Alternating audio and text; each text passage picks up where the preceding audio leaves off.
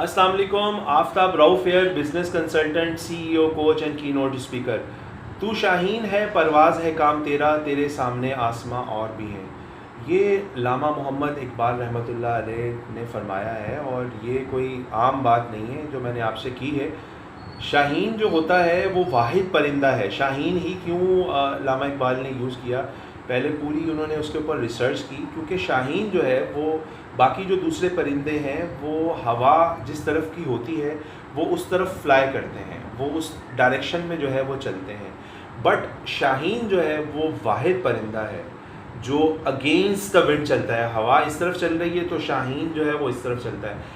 तो शाहीन है, तू शाहीन है, परवाज़ है काम तेरा। भाई तू शाहीन है, आपका काम ये है कि आपने आगे बढ़ना है लाइफ में। तेरे सामने आसमां और भी हैं, बहुत सारी चीज़ें आएंगी।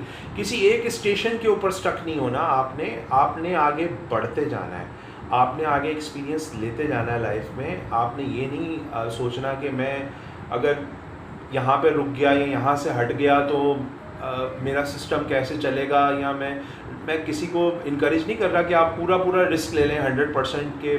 मेरी वीडियो देखने के बाद कि भाई जो है ना, हमें तो वीडियो में आफ्ताब रऊफ़ ने बोला है कि जी आप रिस्क लें। भाई रिस्क ऐसे नहीं लिया जाता।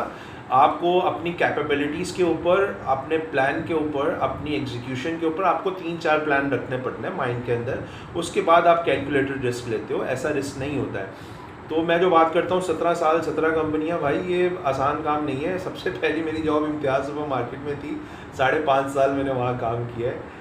तो ऐसा नहीं है। दो ढाई साल के करीब कैम्ब्रिज में भी काम किया है और इसके अलावा 2 साल एक एक्सपोर्ट कंपनी के साथ भी। तो भाई डिफरेंट एक्सपीरियंसेस मैंने लिए और बहुत सारे लोगों ने मेरे ऊपर तनकीद भी की और कुछ लोग ऐसे भी हैं जिन्होंने मेरा एक 1.5 घंटा इंटरव्यू लिया। मैं नाम मेंशन नहीं करना चाहूँगा। मुझे तो ऐसा लग रहा था मुझे कि कोई सेनेटर या ब्यूरोक्रेट्स की पोजीशन ऑफर या प्राइम मिनिस्टर की पोजीशन ऑफर करने के लिए इंटरव्यू किया जा रहा है। एक 1.5 घंटा इतनी डिटेल के अंदर इंटरव्यू लिया है। मैंने कहा चलें लेट्स गो थ्रू, चलते हैं आगे, देखते हैं क्या है अगली उस पर क्वेश्चंस के अंदर क्या रखा हुआ है। तो खैर लोग मज़े भी लेते हैं, कोई बात नहीं, खैर है, this is the part of the journey. तो पॉजिटिव रहें अपनी जर्नी के अंदर। बहुत एक्साइटमेंट आती है, आप जाएं, लोगों से मिलें। तो भाई मैं बिज़नेस की बात कर रहा हूँ कि बिज़नेस को प्रमोट करना है पाकिस्तान के अंदर, तो उससे पहले ट्रस्ट करना सीखना पड़ेगा और हमें अपनी बेसिक्स पे काम करना पड़ेगा। बेसिक्स क्या है? हमारी हेल्थ है, हमारी एजुकेशन है, हमारा इकोनॉमिकल सिस्टम है। हम अपने घर का जो इकोनॉमिकल बजट है उसको किस तरह से इंक्रीज़ कर सकते हैं, ये अपॉर्चुनिटीज़ हमने क्रिएट करनी है। और ये मैं सिर्फ अकेले नहीं कर सकता, आपकी सपोर्ट इसमें ज़रूर चाहिए मुझे। आप एज अ पेरेंट सुन रहे हैं, आप एज अ बिजनेसमैन सुन रहे हैं, आप एज अ वर्कर सुन रहे हैं, स्टाफ सुन रहे हैं, या कोई भी आम आदमी सुन रहा है मेरी बात। तो भाई सिंपल सी मैं बात करूँगा कि पंजाबी में थोड़ा सा कह देता हूँ कि सानू एक दूसरे की हेल्प करनी है, एक दूसरे की मदद करनी है, ताकि पाकिस्तान का जो सिस्टम है वो आगे बढ़े। एक दूसरे वास्ते तजारत दी जड़ियाँ अपॉर्चुनिटियाँ हैं, जोड़े मौके ने, उनको बढ़ाना है। ठीक है जी, थोड़ा सा इंग्लिश पंजाबी उर्दू मिक्स हो गया इसके अंदर। खैर एनी हाउ, तो आसानियाँ पैदा करनी है जनाब एक दूसरे के लिए। ठीक है जी, और आसानियाँ कैसे पैदा करेंगे? इसके लिए ट्रस्ट ज़रूरी है। ठीक है, लोगों से मिलें आके। अगर ट्रस्ट नहीं आपको हो पा रहा है तो सबसे पहले तो वो कहना, चोर को, बिल्ली को जो है ना वो दूध की रखवाली पे बिठा दिया, तो बिल्ली को बिठा दिया है तो बस फिर कुछ सोच के ही बिठाया होगा ना, ऐसे तो नहीं बिठाया होगा। तो मैसेज जो है ना वो है कि तू शाहीन है, परवाज़ है काम तेरा, तेरे सामने आसमां और भी हैं। तो भाई आसमां और भी हैं, अपॉर्चुनिटीज़ को डिस्कवर करें। अल्लाह की ज़मीन बहुत बड़ी है, आप किसी एक जगह पे स्टक नहीं हो, अपने आप को डिस्कवर करें। इंसान डरता है, अपने आप को नेक्स्ट लेवल पे ले जाने के लिए इंसान को करेज चाहिए, हौसला चाहिए, जो कि ऐसे नहीं आता। और अच्छा सुनने से ही, जो अच्छा सुन सकता है वो अच्छा बोल सकता है, जो अच्छा सुन नहीं सकता वो अच्छा बोल भी नहीं सकता भाई।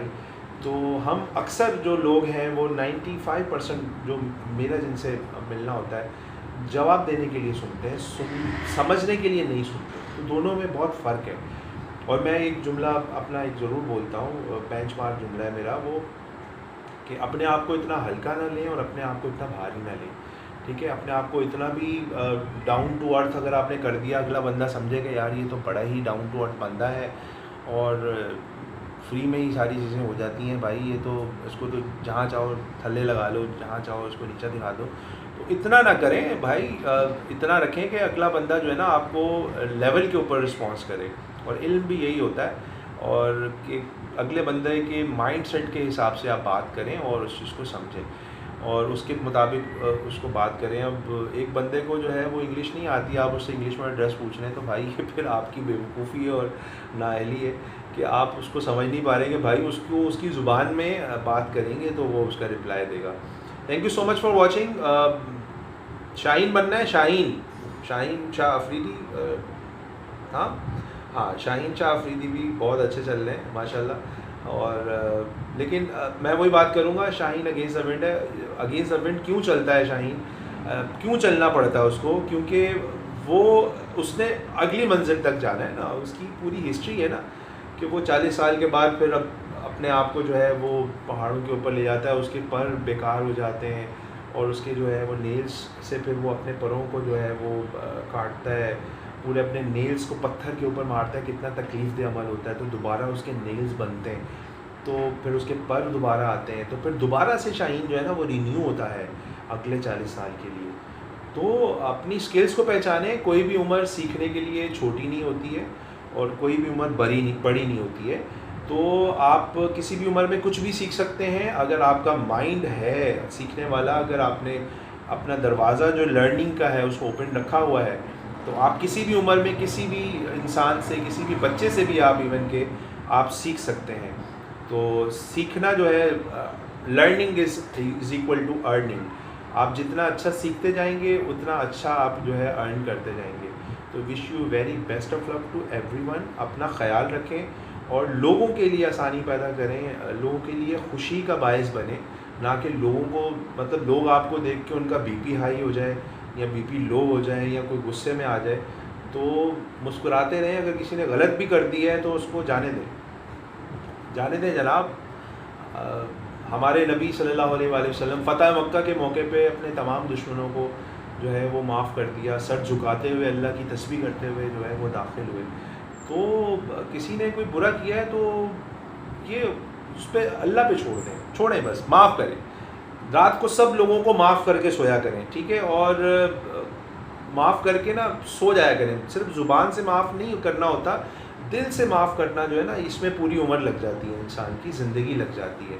सिर्फ ज़ुबान से किसी ने कह दिया कि मैंने तुम्हें माफ़ कर दिया, तो ये माफ़ करना नहीं होता, इसमें बहुत टाइम लग जाता है आपको माफ़ करने में। तो कुछ जगहों पे अगर जवाब ना हो तो खामोश हो जाए। खामोशी जो है वो बेहतरीन जवाब होती है। और वक्त दें, कुछ चीज़ें बिगड़ गई हैं या उनको बनने में दोबारा टाइम लगेगा। टाइम टेकिंग प्रोसेस होता है, कोई ज़ख्म भी होता है तो उसको भरने में भी टाइम लगता है। तो लोगों को भी समझने में थोड़ा सा टाइम लें, एकदम से फ़ैसले मत करें और एकदम से अपना हुक्म सादर मत करें। अगर बड़े हैं तो बड़ों को चाहिए कि छोटों की सेंटिमेंट्स को समझें, जज्बात को समझें। और अगर कोई छोटा बड़े की इज़्ज़त कर रहा है और बड़ा अगर उसके साथ गलत कर रहा है और फिर भी वो इज़्ज़त कर रहा है, तो ये फिर बड़े को देखना चाहिए कि वो कहाँ पे गलत है।